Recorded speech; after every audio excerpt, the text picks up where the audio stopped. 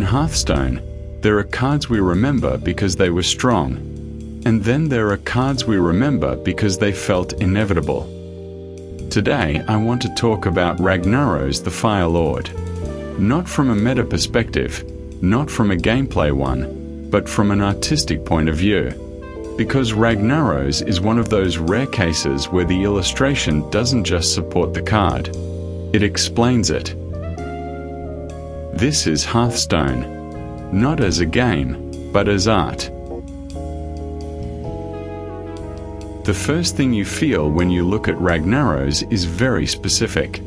There is no room for you. The figure takes up almost the entire card. It doesn't breathe. It doesn't leave space. This immediately creates an unbalanced relationship. You are small. He is massive. And most importantly, he was here first. Visually, Ragnaros doesn't feel played. He feels summoned. This sense of inevitability is something Greg Staples does extremely well. The composition is extremely simple, but incredibly powerful. Ragnaros is built around a triangular structure, a wide base, and narrowing toward the top.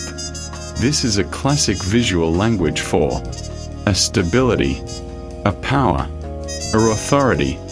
His arms are open, but not in an aggressive way. He's not striking, he's emanating. And that's important. Ragnaros doesn't fight. Ragnaros happens. Greg Staples often treats his subjects this way, not as characters performing an action, but as forces occupying space. The color palette is very limited. A orange, a red, a black. But the use of light is where Staples' hand becomes unmistakable. The glow comes from inside, as if the lava itself were the real body of the character. This is something Staples does frequently in his fantasy work. The card text reads, "At the end of your turn, deal 8 damage to a random enemy." Now look at the illustration.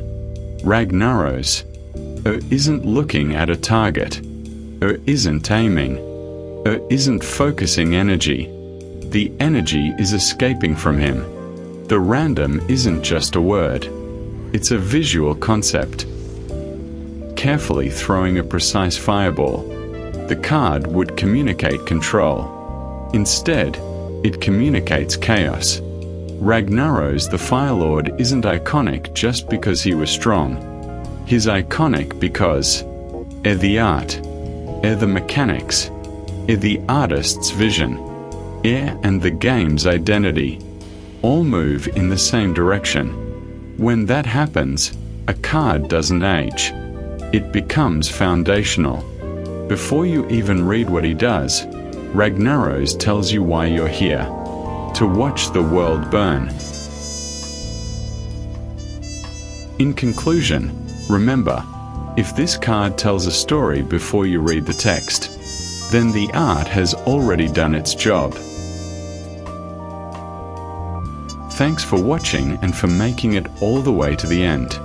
If you enjoyed this kind of analysis, feel free to like the video and subscribe. It really helps the channel grow. I'll see you in the next one.